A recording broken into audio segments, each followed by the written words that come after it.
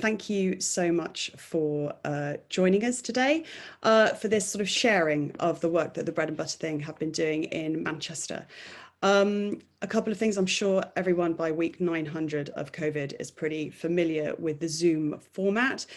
Just in case you haven't used the webinar function before, there is a separate Q&A button, a little box will open at the bottom of your screen. If we have any questions, if there's anything you think you'd like us to address during the webinar, please plonk your question in there rather than the chat, and then we'll at least be able to answer as we go and sift through other questions that we might want to address at the end of all the presentations. Rick's already asked a good question about all the resources. Please don't feel you have to sit here and write everything down. All the PowerPoints or any of the papers or information we refer to, we can absolutely circulate to you afterwards. So that should all make life fairly straightforward. So without any further ado, I'd like to hand over to our chair this afternoon, Geoff Tansey. Geoff was chair of the Fabian Commission on Food and Poverty between 2014 and 2015, and he's here to host this afternoon's event. Thank you, Fiona, and welcome everyone from across the UK. As you could see from that opening slide, our report in 2015 was called Hungry for Change. The House of Lords report that just came out last week was also called Hungry for Change, and the UN's Food and Agriculture Organization's report on food security and nutrition just came out as well last week. And they all recognise we need really fundamental change in our food system if we're going to address the problems around inequality, food insecurity, climate change, biodiversity loss. So we have a big global problem, but we also have a lot of local need. And what we're talking about today is how this local fits into the global, and the local responses that we're having to unprecedented times and emergency needs, and the needs of people finding themselves in household food insecurity. But as we talked about with Mark when we started this, we all recognise we're putting sticking plasters on systems that really need some fundamental change, so we don't need those sticking plasters in future. But we are where we are at the moment, and that's where Mark is going to kick off with, explaining to us what this bread and butter thing is and what they've been up to. Thank you, Mark. Thank you, Geoff. Okay, so Fiona, if you could start the slide deck, that would be great. Mm-hmm. Okay. So TBBT is a charity. We are a charity that aims to make life more affordable for people by providing low-cost food through community hubs that provide additional services, additional support, as well as a welcoming smile. So we offer 3 bags of food, 1 of cupboard goods, 1 of fruit and veg, and 1 of chilled or frozen goods. For the families we serve, that tends to give them financial independence, which can be an incredibly empowering thing. For the hubs that we partner with, this is a zero-cost option for them to feed their communities, and it provides footfall into their projects. So we've been operating as a charity for nearly 4 years now. We had strong growth pre-COVID, but in the last 16 weeks, that's just gone a bit nuts, really. We have a fleet of fridge and frozen vans that collect on a daily basis. Pre-COVID, we would then take all the goods to one of our community projects and pack the goods. And we have a quick video to just give you a sense of this. So Fiona, if you could play the video.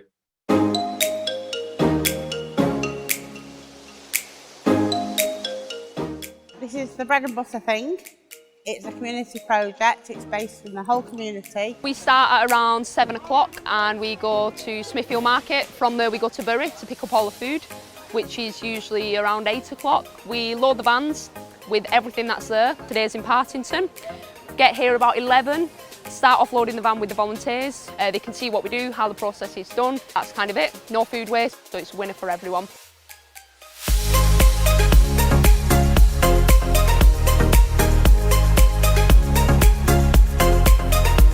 Once we've done that, we start bagging up. So people will just go around like a conveyor belt, grab each item, tie it up, and that's the bag process done. So we'll start crossing the names off the list, ensure we've got everyone. If anyone wants to be added on for next week or future, they can just ask ourselves. We just take name, postcode, number, add them onto it, and then hopefully they'll be on for the next week. Things from fruit, pasta, bread, milk, eggs, meat, yogurts, different every week. It's never the same. It's helping a lot of families. A lot of families around here have been quite dependent on it, especially over the school holidays. It's, you know, it's been great for them to have for the extra food to feed the children where they're not getting school meals and things like that. So yeah, really popular.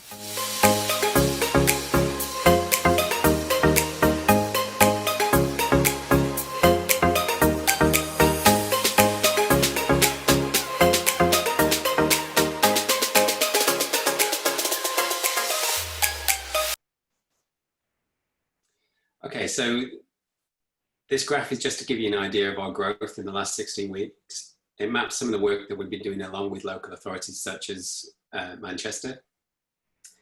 The tailing off in the recent weeks is the reducing number of people shielding, requesting support, but Angela will no doubt talk about the numbers in financial hardships nowadays later. I mentioned earlier that we had a community approach to what we do, and you saw a video of this.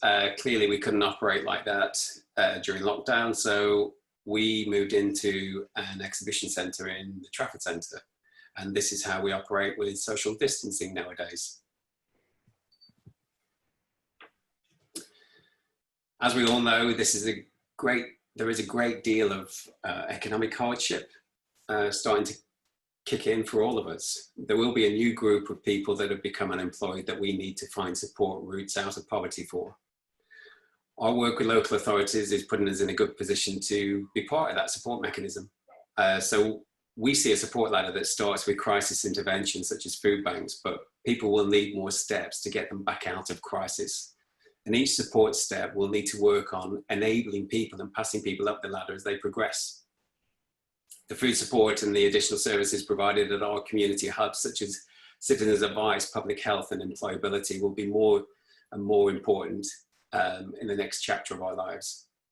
Collaborating with local authorities such as Manchester will become even more important as new areas of deprivation with very little support sprout up. We're currently working with a number of local authorities, but we want to talk to more of you. But we also recognise to do this and to expand, we need to unlock more surplus food. So we're also working on procurement policies with challenging suppliers, with local authorities to address this. And I'm going to talk a bit more about food later, but now I want to just show you some maps. So we're going to be working through some maps that will be in the detail afterwards. So you look at the slide decks, but I hope it demonstrates some of the work that we've done along with the local authorities in identifying areas where we should be supporting. So this is a map of Greater Manchester overlaid with the indices of multiple deprivation 2019, pre-COVID. So the darker the blue area, the more deprived the area. The yellow dots are our hubs, but let's look at a more zoomed in example. So this is in the Tees Valley, this is Darlington, up in the northeast. This time the red area is the most deprived, and the team at Darlington have helped us find the right community partners in the right areas to address the support, but you can see that there's some further support needed in the south. So our next proposed hub is exactly there. And again, this is purely through engagement with the local authority and the neighbourhood and community teams that's helped us achieve that. So I briefly mentioned food before and the procurement policies we're working on with local authorities. However, we work far wider than this within food, and it's a key aspect of our work. TBBT, like most redistribution organisations, is a supply-driven model. The more surplus we can unlock and attract as a donation, the more we can grow. So we are always looking to work with more retailers and more manufacturers. We see surplus food as a sustainable food source for donations, as there will always be surplus within the food sector, and there are many more opportunities to unlock more food. A key aspect to my role is engagement with retailers and manufacturers to work with them to identify waste streams that can be delivered, diverted back to feeding humans. So we see a huge opportunity here for support services by unlocking such things with supermarkets and hospitals and prisons and universities, and use it in a way to not only feed people that are already facing a daily struggle, but those others who have a really turbulent time ahead of them due to the economic impact of COVID. Not only do we work with the industry, but also with the redistribution sector. And we like to ensure that we collaborate in this space. So we work with names that you'll already know, such as Fair Share. But we also work with more regional and local heroes that redistribute food just like we do, such as Egg Cup in Lancaster or Foodworks in Sheffield and UK Harvest down on the South Coast. Last but not least, I just wanted to give you a flavour of what we've been up to recently, and here are some of the headlines that we've achieved during lockdown. And with that, I'll hand you back to Geoff. Thank you very much, Mark, and very good for keeping to time. So now we will actually hear something from the local authority, from Angela Harrington, who's the Director of Inclusive Economy at Manchester City Council. Over to you, Angela. Yeah, thank you for the opportunity to speak to you and talk to you about kind of Manchester's perspective. I work for Manchester City Council. Lots of you know Manchester very well. I can see some of my colleagues on the call, and you know that in many ways Manchester is a very successful city and has done well in terms of regenerating itself from kind of industrial to post-industrial. However, it's also got very high levels of poverty. So an illustration of that is family poverty, as in end child poverty statistics. 43% of children and young people in Manchester grow up living in poverty, which is far too high and unacceptable really in 21st century city in England. So good work as a sustainable route out of poverty is one of our goals. We've got two other planks for a family poverty strategy. One which is around building resilience, because that helps whatever your situation, and the other is focusing on the basics, which is food and fuel poverty. So clearly when COVID broke out, we were concerned to make sure that the food offer in the city could meet the needs of those affected by COVID. Like everybody else, it happened very quickly. And so our initial response was to make contact with the food organisations when people were doing silly things like storing, to make sure that to see what here it is, but there's now in my screen it's gone with a very nice backdrop, but it's anyway, to make sure, so we're on slide 1, Fiona, the overview, to make sure that we could meet the needs. So very quickly we had to scale up the offer. Mark's already described the local offer where people came to either food banks or a wider community grocer offer. You couldn't do that during COVID. We didn't want to displace the local offer on the community offer, so it started from very hyper local to kind of locals, like the bread and butter thing, and upwards, and make sure that we satisfied that they could meet as much as demand as possible, and we coordinated that supply and demand each day, where we were able to kind of look at who needed food and match with who was able to provide that food. So that in essence our goal was to make sure it didn't matter where you lived in the city, didn't matter whether you're locked down or not, if you needed food you could get it. And then at one point, very quickly actually, demand so outstripped supply that we had to open New Smithfield Market and start delivering food ourselves, something we've never done. Okay, next slide. If that's okay, so this tells you, so since COVID, we have delivered, all time, we've delivered 6,600 households over that period of time. And the most recent week, 1,995 households are being supported. Same period, you can see 13,793 individuals, and the last week, 4,000, just over 4,000, of whom 508 were families and the rest single adult households. So that gives you the breakdown. Next slide. So the next slide shows you what happened, and Mark kind of described that quite well. So you can see 23rd was when we locked down as a country, and you can see the massive peak that we had in early April, which led to the opening in New Smithfield Market. Next one.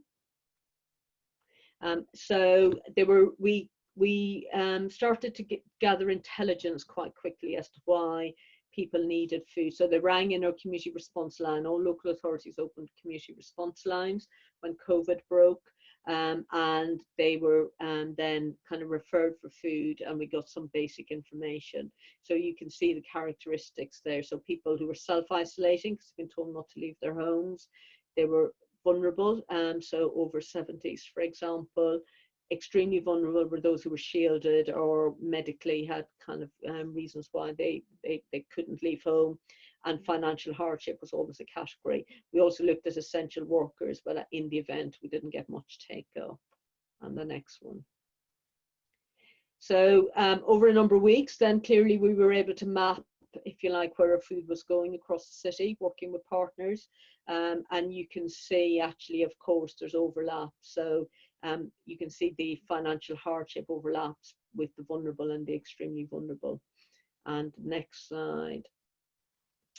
And as Mark has described, in terms of what's happening in the city now.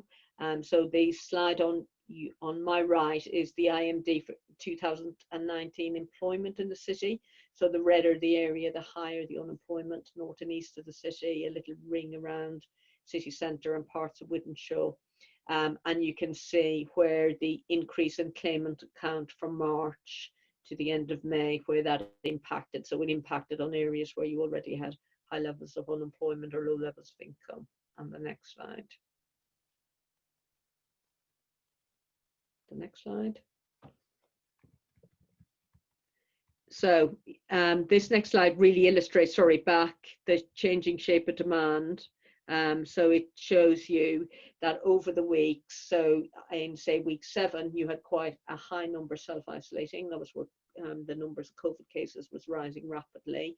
But when you go down the column on your far right, you can see that over the week, so by week 13, actually almost 50% of those requiring food in the city needed it because of financial hardship. There will be some overlap in other areas, but that has become critically more important. And the next slide. So in terms of the progress that over the last few months, I think there's been an amazingly strong partnership between providers like the Bread and Butter Thing and small local food banks with the city. So we've had 40+ partners as part of the kind of distribution, and it did scale up amazingly quickly, and people worked really hard and were really committed. And we staffed our own New Smithfield Market with volunteers in the City Council. So it includes Fair Share, Trusted Trust and Bread and Butter Thing, plus smaller organisations. And we use a Slack channel as our means of, as our platform really to share food donations between providers. We had incredibly generous donations from businesses. So we had one business in the city that donated 500,000 to the civic charity, and we used about half of that to support the food response. We had some funding ourselves that was COVID related, and we had lots of in-kind donations. Okay, keep going, next one. So I think the point of where we are now generally as a city, and particularly for this, is we're starting to plan for recovery. So we're over one crisis at least. Who knows whether we're going to get spikes, local outbreaks. So, you know, we need to make sure we've got an agile model, but we clearly want to get into a position where people are able to access the food offer that best meets their needs. So we have been working over the last few weeks having conversations with people, and some people have been moved on to DEFRA protected supermarket slots. So they were getting food parcels not because of financial hardship, but because they weren't able to leave their house. We've stepped up local volunteers for people to shop with people, but there still are a large number who need it for financial reasons and medical reasons. And we know that there will be some more pressure as furlough comes to an end. There are 62,000 people in the city currently furloughed and some of them will inevitably tip into unemployment. We've got a sustainable food group looking at how to unlock the edible surplus through the City Council supply chains. We'll also work with other anchor institutions in the city, so hospitals, universities, airports, etc., and local businesses, so that we can actually meet the high demand. We're developing a directory of food support across the city, and we're using the USDA food insecurity questions, which I think we will hear more about later. And we're developing some food provider principles to ensure we get a consistent culture across the city. And that will include some wraparound support and routes out of poverty. As Mark says, they're stepping stones, there are various stepping stones, and it isn't where anybody wants to be. But we need to make sure that we've got the right levels of support so people can get good quality and sustainable work if that's an option for them. And also nutritional food. And I think one of the things, in a way, ironically, we're in a much stronger position at the end of COVID than pre-COVID, in that we've got much more intelligence about the food offer and the food need. And we're using that intelligence to develop our model going forward, which will be a community-led model. And that is, I think, enough from me. I think I've slightly overrun, sorry. Thanks, Angela. We'll now hear from Stephen Butts, who is the head of corporate services at Morrisons and speaking from his office, I gather. On you go, Steve.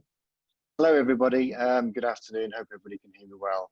Apologies if there's a slight echo, which I can hear. But I'm actually in the office, as you say, Geoff. So I've just got a few slides to run through, and hopefully what it will do is take us a little bit back from COVID, if you like. This is more approach to working with a variety of stakeholders around food redistribution, and in particular with the bread and butter thing.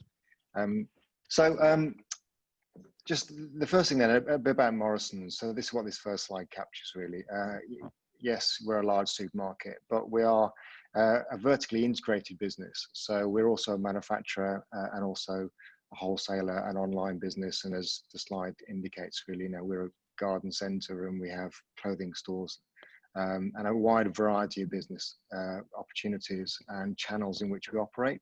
I think what makes us different to other supermarkets and what gives us opportunities, particularly with the bread and butter thing, for example, is that vertical integration. So we're a very large fresh food manufacturer, which is something that you might not know about with Morrisons. Okay, on to the next slide. So just to kind of highlight that point really, and I'll come back to it at the end because it's particularly relevant for our relationship with the bread and butter thing, about us being a fresh food manufacturer. So it's interesting, whenever you put up this slide, things change and we've developed or opened another site somewhere. But in essence, what you get a sense of is the fact that we're making a lot of the fresh food that we sell. So, for example, our factories make all process of meat and vegetables, fish, bread, cheese.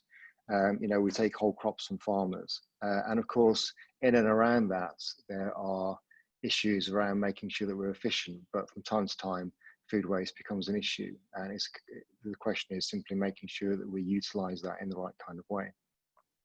On to the next. So I just thought it'd be interesting to kind of, if you like, get a little bit into the mind of a retailer and what makes us tick. And the answer is what makes us tick is our customers as a key stakeholder. And every year we do a survey of our customers. Last year 5,000, but in previous years even higher than that. And these are the issues that they tell us they're concerned about. Now, interestingly enough, you can see this is from last year.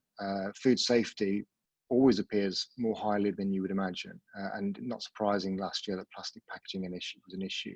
But the issue of food waste is sort of sitting around about mid-table. But certainly over the last 3 years, food waste has kind of been at the very minimum, at least halfway along that top 10. But very often right up to sort of the top end of it in terms of things that customers are concerned about.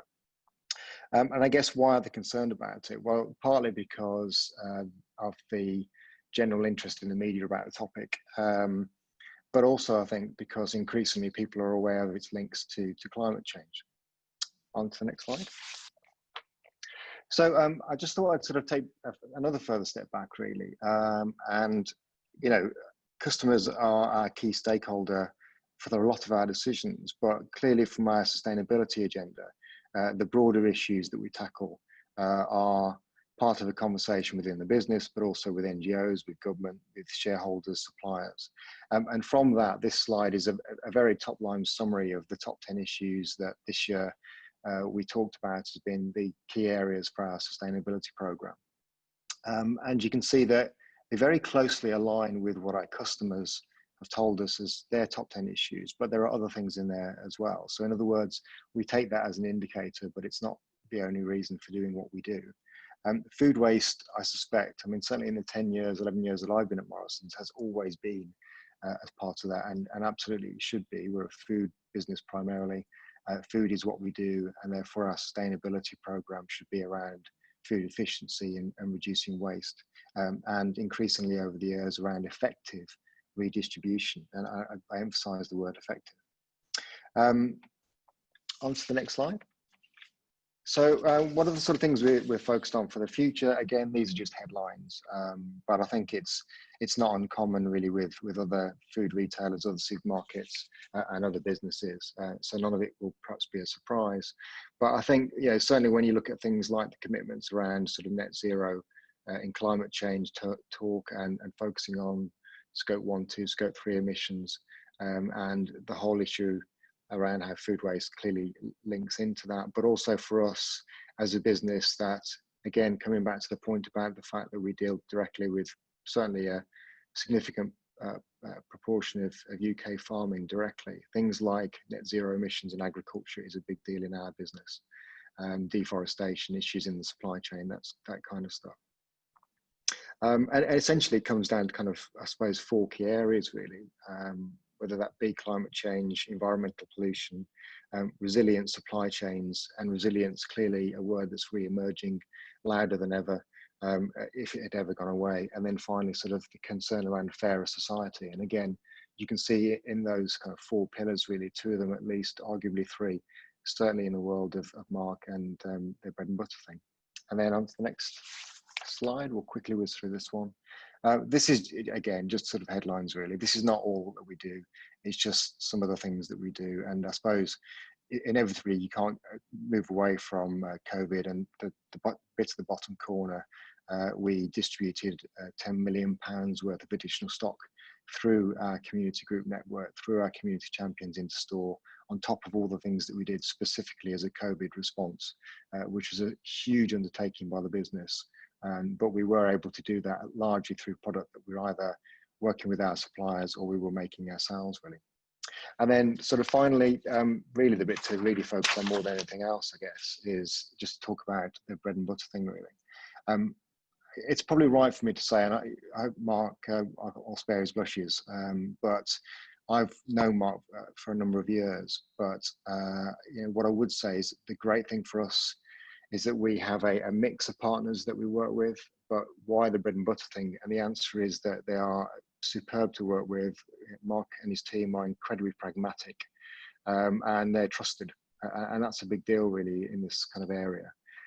We've done a whole range of things. I mean, this is a list of some stuff, but actually there's an awful lot more about it, and you can look at some of the figures. What Mark has been able to do in the team is to help us unlock access to food, particularly through our manufacturing. So coming back again to that point that we're a little bit different, rather than focusing on the stores, which tends to be what people talk about, it's only a proportion of where waste might occur. So to go into our sites, to talk to our operations directors, colleagues on the shop floor, on the manufacturing sites around the country, and look for opportunities where we may have some waste issues, and knowing what the right thing to do with it is, but to work with somebody and a group of people who are able to find ways to link with us that works both for us and for them. A good example of that is the work that we did at Morrisons Cutler, which is a site that packs fruit and veg, but we take supply of product from around the world. And just one example where we take grapes and put them into punnets, that generates trimmings so that we can get the right weight of product into the container. And I had a visit with Mark and the bread and butter thing. We were looking at, well, what do we do with the trimmings? And over time, we found a number of ways to use them, everything from turning it into juice to kind of local organisations. But what we've established is a kind of more sustainable and long-term kind of approach to dealing with that, so that we can deliver pallets regularly through the bread and butter thing and have that properly and effectively redistributed. So that's one example. I'm happy to pick up any questions at the end or any specifics about what we do. And that's it. Thank you very much. And now we will ask Megan Blake from the University of Sheffield to contribute. And you've been doing some research on what the impact of this work has been, Megan. Yes, so thank you very much for your time today, everyone. I'm an expert in food security at the University of Sheffield. And I just want to point out my email and my Twitter handle are there at the bottom. So if you want to follow up with me on any of this, I welcome that very much. So next slide. So the problem is, what needs to change so that people can enjoy the food that sustains their health and well-being? And I think this is something that we can all agree on. We know that people are struggling. So I kind of want to unpack that a little bit and talk about three broad points today. First, what is everyday food insecurity and why is it an issue in the UK? What are foodscapes and what happens to them in low-income places? And how can we repair people's relationships with food and with their communities? And I'm going to draw on findings from my previous research, but also from recent research that I did with the bread and butter thing. Next slide, please. So food insecurity, or everyday food insecurity, is firstly more than just a lack of access to food based on the ability to afford it.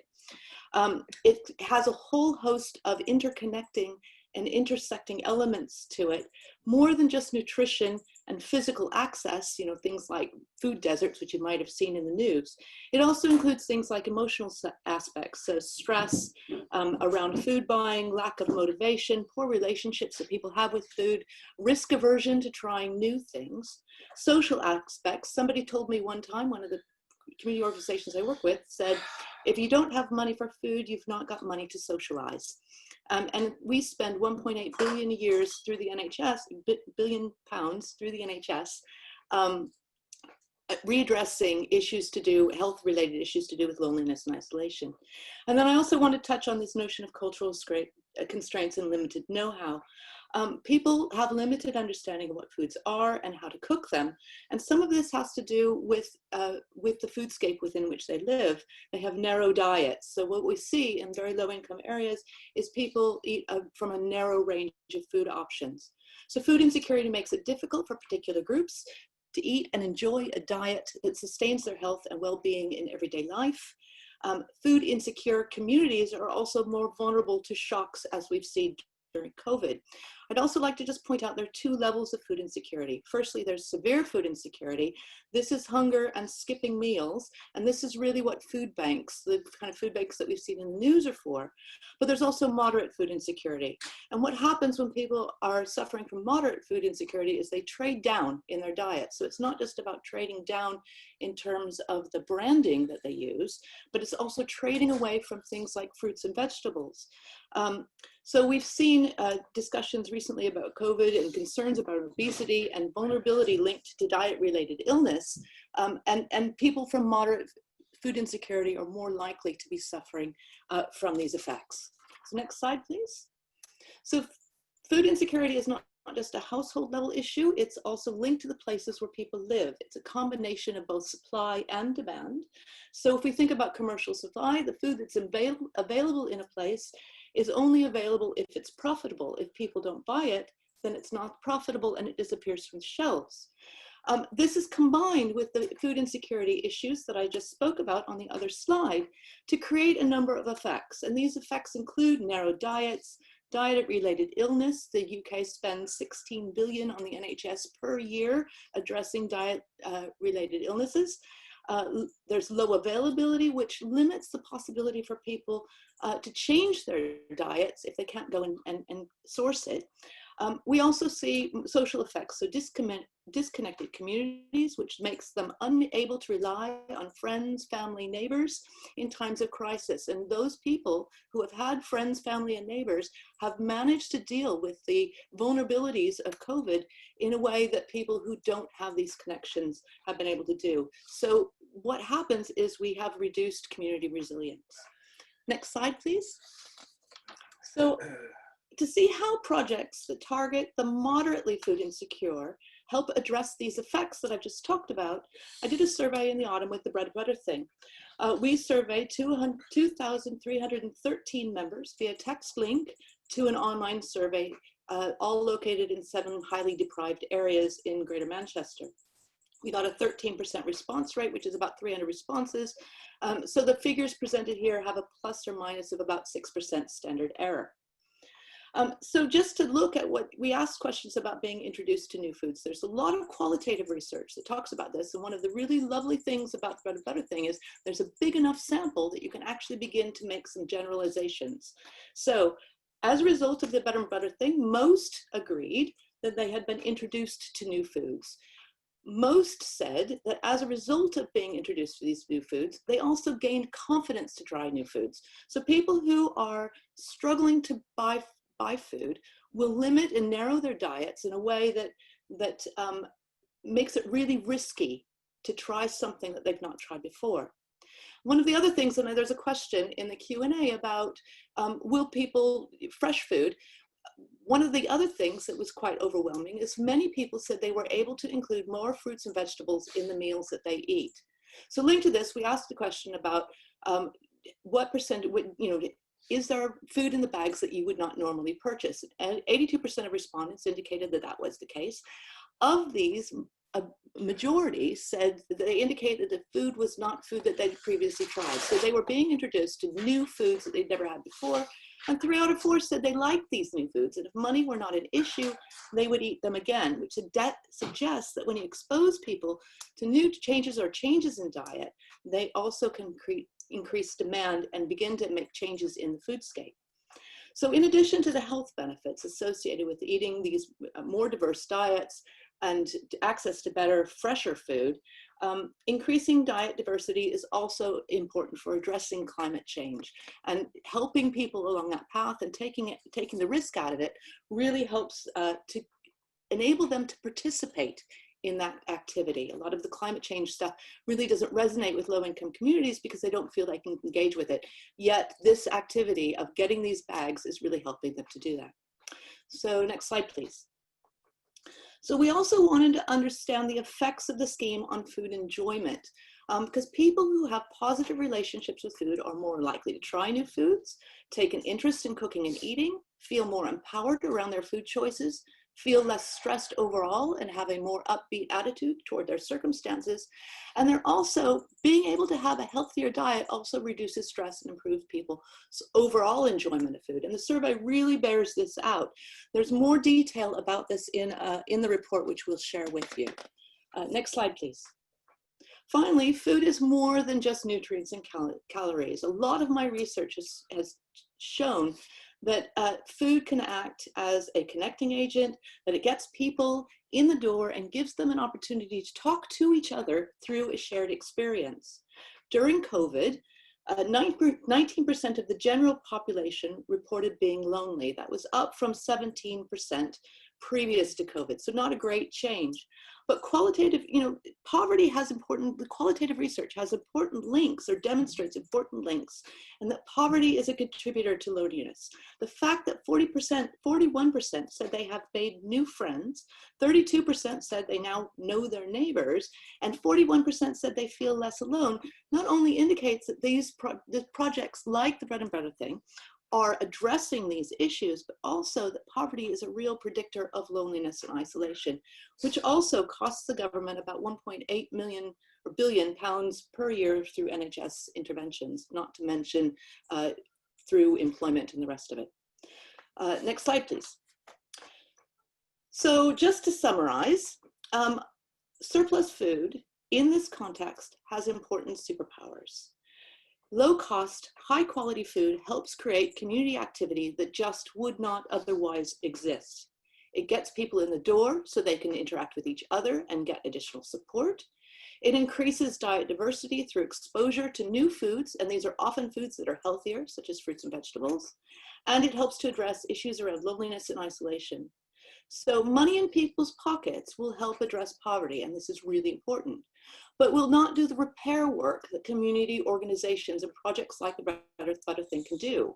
So what we need are multi-scaled solutions that move people from severe food insecurity into food security, or into food security, but the gap between a food bank and going to the supermarket is wide, and we need these intermediate steps because that's where you can provide a lot more of that wraparound support. So we need local responses to address isolation, fear, loss of capacity, distrust, poor foodscapes, and disconnected communities. Thank you. Thank you, Megan. Right, we've now got some time for questions and discussion. We've actually got one question in the Q&A thing, and we had some questions submitted prior to the meeting, although I'm not sure the people who submitted them are actually in the meeting. But you never know what happens with Zoom calls, do you? I think we'll start with the nitty-gritty one, which is from Victoria, which is probably on the screen. Where do you draw the line of fresh fruit as part of a food parcel? The kind of practicality aspects of it, I guess, and then we'll move out into a bit broader questions that have come in. And please, Ed, the rest of you, if you have questions, please type them into the Q&A now. Mark. Yes, Geoff. So where do we draw the line? Well, I think what we always do is we always make sure that we have fresh food and fruit and vegetables in every one of our parcels. So where do we draw the line? Well, we make sure that every household is getting at least some form of fresh produce. So even when we address offers that we provide to individuals that live alone, we'll always make sure that there is something in there for them as well. So we'll always make sure it's small and snacky. So we always make sure that we kind of have a commitment to it to make sure that everybody always gets fresh produce.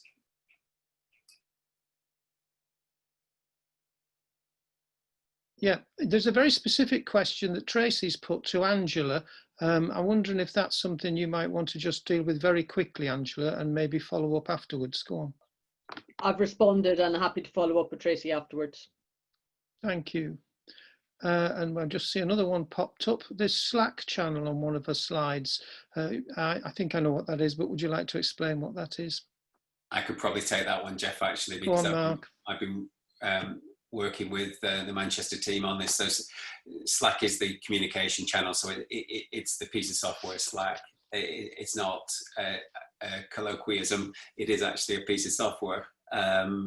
And basically we've all been using it for the food offers that have been coming in and basically swapping and sharing throughout the region with any additional surpluses that we all have. And I think the next one is for you too, Mark, about actually the real difficulty of actually securing supplies from these different manufacturers. I think Stephen mentioned it when you've got own label goods and things, and that can be quite a challenge actually getting these different things. It is, and we have this challenge every day. So I've been working with the surplus food and people like Steve and Morrisons for over 20 years now, and we constantly still find that it is a challenge to engage, and that is increasingly more difficult, especially nowadays when we cannot access factory sites, because a lot of this is about relationships and a lot of this is about trust. So the more you can actually find a way to engage on a factory level basis, the better. And with regards to things like private label, we've been working and lobbying DEFRA hard to actually get more of the retailers to relax their private label regulations. So I know Steve and the Morrisons team are one of the leaders in this field, but there are other retailers out there that are quite restrictive in who they will allow access to their private label goods. And that complicates matters, because that means that the manufacturer who actually has the surpluses find it really hard to actually unlock those surpluses, because the retailer who owns the brand won't let them go. Thank you. I see there's a question coming from Rachel, which I want to bring in with the other questions we've had submitted to us. I want to raise these questions to all of you and then give each of you a chance to come back in and pick out the bits that you feel able to answer. Christine Bash from the University of Sheffield asked about what national policies would best support development and resilience of local systems to support accessible food for all. And I think that links into Alan Hayes' question from the IDG about building a sustainable response for future crises at national scale, because resilience means being able to respond when extreme events happened in a good way that doesn't make your system break down. But hopefully you don't need it most of the time. And also a question raised by Peter Cooper from Manchester City about looking at the balance between food and poverty and rising childhood obesity and the kind of dietary mix that people may be having to face where they're in. And at the very end, we'll come back to a much bigger question, which might require another webinar. And you can see some of the questions that are on there. Please go, each one of you in turn, and I'll ask Megan to kick off. All right, I actually have a couple of slides that kind of link to some of these questions. If you want to go to the end of my slideshow, if you can do that. If not, I can just talk about it. So if you go down to the next slide. So one of the things that I've been talking to, I've done a lot of research with many organizations, not just the Bread and Butter thing. And really what we need to do in terms of building resilience and enhancing support and moving beyond the food bank is create what I've been calling food ladders. So moving people up into commercial food supply and into, at the same time, alongside that, self-organizing for community change. So helping to build capacity. So rung first is sort of the catching food bank element, and that's crisis support. It enables the ability for people to cope with the trauma that they have right now, asking them to take on new things, learn new skills and so forth when you're in a crisis situation is too much. But once you stabilize, then you can move people up to that next rung, which is sort of capacity building. And I would put absolutely shared meals, the work that the Bread and Butter thing is doing in collaboration with their community partners, cooking classes, those sorts of things that are low stigma, that tend to last a bit longer, and then you can wrap around other support with as this sort of middle ground capacity building element. And there's really good examples of where that's happening. And that's, you know, some of the findings that we found from the work with Mark. And then the third rung is sort of notions of self-organizing for community change. Once people get comfortable and they start learning and their confidence improves, they're able to take on and develop the own tasks that they have. So this is very much an asset-based approach, seeking to build capacity and then help people to draw on those assets. And transformation can include things and involve things like local procurement. So Manchester is an early example of people who were procuring using local suppliers and developing those local suppliers. It could be also a social good, like people going off and starting their own meal clubs together, or it can be something like developing a commercial product. This is a ladder, not levels, and it's more about how food is accessed. It's more than just about how food is accessed. It's trying to build on those more than nutrient and calorie and commercial aspects of food. But the aim of moving people into that space where they can become food producers and food consumers that is not a crisis related way and that has a positive nutritional and dietary impacts. Does that answer that question, Geoff? In terms of national level, is that enough? Yeah, I'll do for now. I want to go to Steve and then Okay. Angela, if there are any comments. But then I want to go on to Hannah Murray-Leslie's question that's in the Q&A. So any comments you want to make in those other questions, Stephen? Yeah, hi. So I suppose in a way, what I would say is these are issues that the industry has wrestled with for quite some time. And, you know, I've certainly been around a whole raft of different initiatives where the industry has agreed to kind of work collaboratively. So Alan, I know from IGD is a good example. Our industry trade body, the British Retail Consortium, and others, and bodies like RAP, and working with a variety of stakeholders, we have, as an industry, been very willing to get into the conversation about food and food redistribution. I've certainly sat in a couple of government select committee hearings and talked about much the same issue. The one thing I would say is there is still a degree of tension, particularly in the third sector, about how we deal with this stuff and making sure that everybody has a fair crack of the whip. One of the reasons why we have a mix and match approach as a retailer is because different groups that we work with, right down to a local level through our store community champions talking to local groups, gives us different ways to redistribute or to connect with communities.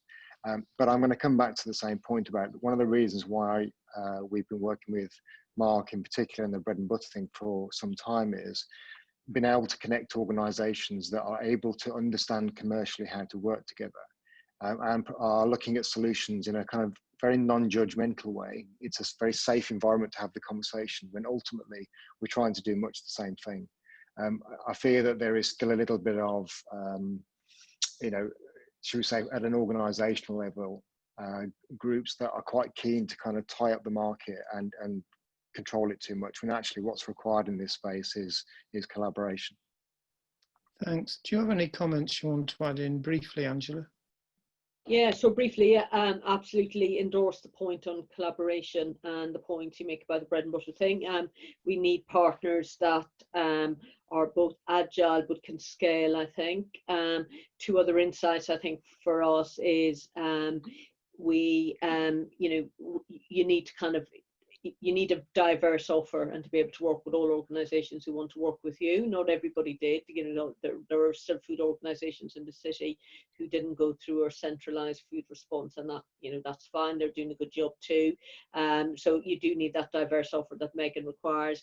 And I think the local intelligence is really important. So I think the intelligence we've gained through this process can inform what we do in the future, and that collecting that at the time and then using it to inform what you do next is pretty critical. In terms of government offer, better safety net for those who need it. You know, there's a lot of other things that could be done, but also work with local authorities. So there was a national food response for the shielded groups, which from my perspective didn't quite deliver in the way that we were able to do locally.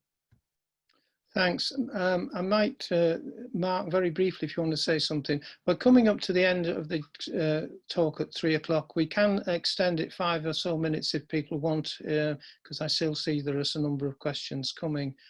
Do you want to say anything quickly, Mark, before I go on? Yeah, very quickly. I think our experience of national responses, I think the government was quite centralised in a lot of the views that it took, and we would have preferred a more regional focus. A good example of that is definitely the free school meal vouchers. That needs addressing because there are still a hell of a lot of people out there that struggle to access them, be that from a regional point or be that from a digital exclusion point. And also, we found the same with food redistribution. There was a lot of money and support offered nationally, but the regional redistributors like ourselves didn't really get a look in. And actually, we had to find our own way through this and work as hard as we could with people like Angela to make that support work. Thank you. Now, we are coming near the end. Hannah's question is, hello, how do you balance the need for access to affordable food by unlocking food waste with the bigger issues within our food system and culture that contribute to inequality, low pay, poor nutrition, climate change? And presumably the reduction of waste that occurs in the first place would be desirable. And that is the central challenge, that what we're talking about here is using something that shouldn't exist for a problem that shouldn't exist in a rich country or in any country. But a lot of food waste happens before it leaves the farm due to the retailer's requirements for what comes out. A lot of food waste happens throughout. There may always be some minimal level, but one of the core aims is to remove that, as many of those reports I referred to earlier address. So you're in this kind of challenge, but you're doing something that's needed now. And one of the things the Food Ethics Council is working on in food citizenship, and your ladders moving people up to take action to change the policy environment, which means this shouldn't be happening in the future. That seems to be one of the big challenges that we've got to overcome. Any comments? And then I think we have now reached 3 o'clock, so we probably should wrap up. I know that Fiona can send all of you the slides, the paper that Megan was talking about, and the links. And I'm sure that some of the people can respond directly, like Angela can contact Tracy and others. And you can email afterwards to Mark for follow-up, and you'll have those contact details. I'd give you all a kind of 30 seconds and also say a big thank you to everyone from across the country who's been taking part in this today. And I hope something specific and positive comes out of it. In reverse order, so Mark, what would you like to, last 30 seconds if you want, and then we close. So I would just say that I'm very happy to follow up with anybody from the food sector or local authorities. I think what we are very keen to do is carry on this conversation and build those collaborations. We want to find sustainable ways of building communities back over the next few years because it's clearly needed. Steve, anything? Yeah, I just want to address the particular point about waste and supply chain. I think increasingly as we look at climate change and heading towards net zero, the focus on that will be more intense. We sell out of spec product all the time. In fact, last year, Wonky brand, if you want to call it that, sold 45,000 tons of products that you might not expect to see in a supermarket. And why? I think the answer is because all of our stakeholders, customers included, show genuine interest and concern in the issue around food waste, and therefore the industry is responding to that, which is entirely right, which is great, which is why these conversations are really important. And the last thing I'd say is for those who are interested, I'm not on commission, but with the bread and butter thing or working with them, give them a go because they're brilliant, and I'll leave it at that. Angela? I just want to endorse your comments really in terms of, you know, the problem we have in a society where we shouldn't have it. So for me, it's part of our response to the levels of poverty in the city, but actually there's a much bigger piece around making sure that more of the city's residents are actually benefiting from the city's economy, and, you know, dealing with the food poverty in the meantime is something we need to do, and we need to do well, building on the relationships we already have with the bread and butter thing and others. So, you know, I'm confident we've got the right collaboration in place. Longer term, I'd want to see far fewer people in the city dependent on sort of relying on sort of charity or whatever for food, because I think there are other longer term solutions that we need to be addressing that. But as you say, it's probably a bigger topic than this. Thank you. And last word, Megan.